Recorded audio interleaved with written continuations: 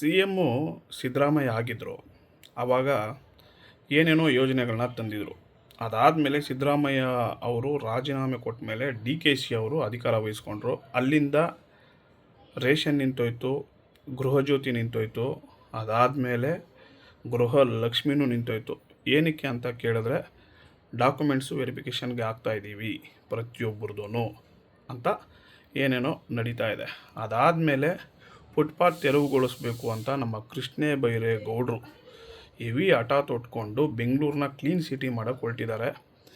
Traffic ಪೊಲೀಸವರು ಏನು ಮಾಡ್ತಿದ್ದಾರೆ ಅಂದರೆ ಎಲ್ಲಂದರೆ ಅಲ್ಲಿ ಸಿಕ್ಕದವ್ರನ್ನ ಹಿಡಿದು ಹೆಲ್ಮೆಟ್ ಹಾಕಿದ್ರು ಹಿಡಿತಾರೆ, ಹೆಲ್ಮೆಟ್ ಹಾಕಿಲ್ಲ ಅಂದರೂ ಹಿಡಿತಾರೆ. ಒಟ್ನಲ್ಲಿ ಫೈನ್ ಅಂತೂ ಕಟ್ಟಿಸ್ಕೊಳ್ತಾ ಇದ್ದಾರೆ. ಅವ್ರು ಕಟ್ಟಿಸ್ಕೊಳ್ತಾ ಇದ್ದಾರೆ ಗೊತ್ತಾ? ಅದೇ ಜಾಗದಲ್ಲಿ ರೋಡ್ಗಳು ಕಿತ್ತು ಊರು ಬಾಗಿಲಾಗಿದ್ದಾವೆ. ಅದ್ರ ಬಗ್ಗೆ ಯಾರೂ ಧ್ವನಿ ಎತ್ತಾ ಇಲ್ಲ. ಕೃಷ್ಣೇ ಬೈರೇಗೌಡರಿಗೆ ನಾನು ಕೇಳ್ಕೊಳ್ಳೋದು ಒಂದೇ, ನೀವು ಫುಟ್ಪಾತ್ ತೆರವುಗೊಳಿಸ್ತಾ ಇದ್ದೀರಾ. ಬಡವರು ಸ್ವಲ್ಪ ದಿನ ಅವ್ರಿಗೂ ಕಷ್ಟ ಆಗುತ್ತೆ, ಇಲ್ಲ ಅಂತ ಹೇಳ್ತಿಲ್ಲ.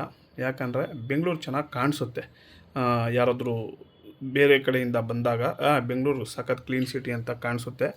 ಬಟ್ ನೀವು ರಸ್ತೆಗಳನ್ನೂ ಸ್ವಲ್ಪ ಯೋಚನೆ ಮಾಡಿ ಗಮನ ಕೊಟ್ಟು ಸರಿ ಮಾಡಿಸಿದ್ರೆ ಇನ್ನೂ ಬೆಟರ್ ಇಂಪ್ರೂವೈಸ್ ಕಾಣಿಸುತ್ತೆ ಬೆಂಗಳೂರಲ್ಲಿ.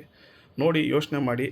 ಹಾಗೆ ಕೃಷ್ಣೇ ಬೈರೇಗೌಡರು ತೊಗೊಂಡಿರೋ ನಿರ್ಧಾರ ಅಂದರೆ ಫುಟ್ಪಾತ್ ತೆರವುಗೊಳಿಸೋಕ್ಕೆ ಅಂದರೆ ಸರ್ಕಾರನೂ ಆದೇಶ ಕೊಟ್ಟಿದೆ, ಫುಟ್ಪಾತಲ್ಲಿ ವ್ಯಾಪಾರ ಮಾಡೋಂಗಿಲ್ಲ, ಅದು ಪಾದಚಾರಿಗಳಿಗೆ ಮಾತ್ರ ಅಂತ. ಇದರಿಂದ ಯಾರಿಗಾರಿಗೂ ತೊಂದರೆಗಳಾಗಿದ್ದಾವೆ, ಇಲ್ಲ ಅಂತ ಹೇಳ್ತಿಲ್ಲ.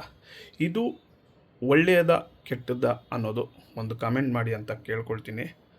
Thank you.